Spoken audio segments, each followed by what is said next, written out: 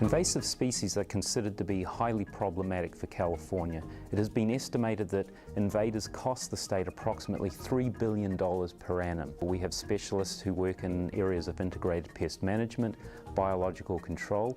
We have scientists who work on the genetics of these invasive species, and together we look at developing novel control and management strategies for these invaders that threaten California.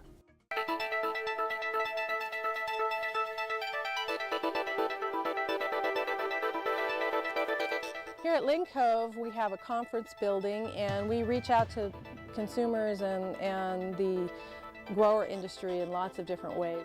My role as an extension specialist is to work with the citrus industry and determine what the problems are, and then act in a leadership role to bring in basic researchers from campus and other places, USDA, CDFA, and develop research programs to solve the problems. And those problem-solving research might be very basic, studying the insect, its life cycle, or it might be something very far-reaching where we're inserting genes into a plant in order to resist that particular pest and the disease that it might carry. Recently, we had a new exotic pest enter California, probably through Mexico, and it's called the Asian citrus psyllid. But it happens to carry a devastating bacterial disease that we call huanglongbing, which is a death sentence for citrus trees. And that particular disease is now found in Florida and Mexico, and it could easily move here as well. So we're massing all the researchers together to come up with solutions nationwide, and I'm doing an extensive education program, again, to help the consumers understand why they need to be protecting their trees against this particular pest.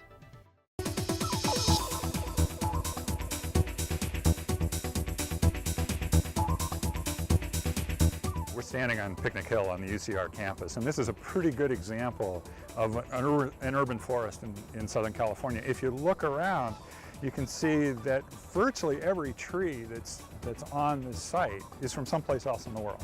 We have trees here from Australia, from South America, from Africa, from Europe. The majority of our work is on the ecology and management of insects in the urban forest and in natural forests. And we've got a number of projects working in that area. And that's the goal we're striving for, is to try and maintain the populations of pests at a very low level with a minimum amount of input into the system, to have the environment manage itself rather than us try and manage it. And it works pretty well. Once we have the right natural enemy in, it provides an answer to the problem that is permanent. Urban forests have lots of value.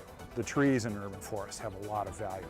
So when people look at what's the value of the kind of research that's being done and the value of integrated pest management for just one tree species, we're looking at somewhere in the ballpark of $500 million.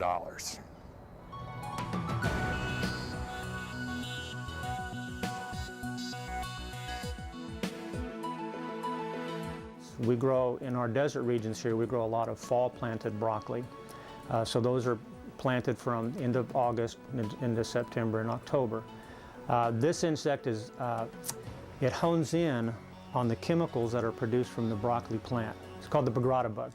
It takes basically one bite from this insect to kill the plant.